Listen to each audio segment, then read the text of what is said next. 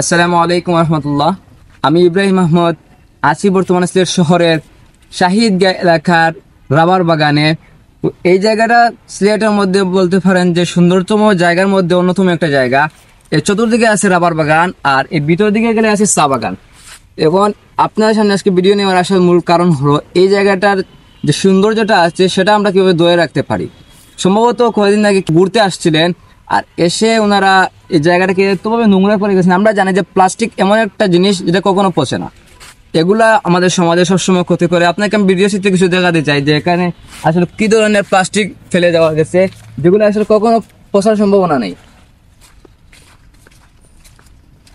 এই যে আপনারা দেখতে পাচ্ছেন এটা একটা প্লাস্টিকের প্লেট। এখানে এরকম অসংখ্য এই যে প্লেট আছে, তারপরে এখানে পলিথিন আছে, চিপসের প্যাকেট আছে, তারপরে এই যে আরো অনেক ধরনের বিরিয়ানি প্যাকেট আছে যেগুলা এখানে ওরা ফেলে গেছে। তো এগুলো আমরা জানি যে কখনো পচে না, বৃষ্টি হোক যাই হোক না এগুলো কখনো নষ্ট হবে না। তো এগুলা কিন্তু যে আমাদের চতুর্দিকে যে সৌন্দর্যটা আছে সৌন্দর্যটাকে নষ্ট করে ফেলতেছে।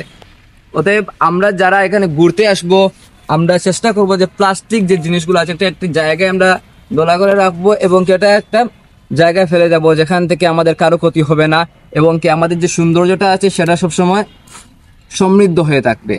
ইনশাআল্লাহ আমরা খুব দ্রুত এখানের মধ্যে একটি ইভেন্ট ফেলে আমরা জায়গাটা পরিষ্কার করার চেষ্টা করবো। আর আপনারা যদি কোথাও ঘুরতে যান অবশ্যই প্রকৃতির সৌন্দর্য ধরে রাখার জন্য এই ধরনের প্লাস্টিক দ্রব্যাদি কোথাও ফেলবেন না, এটা আপনাদের কাছে কাম্য। আসসালামু আলাইকুম।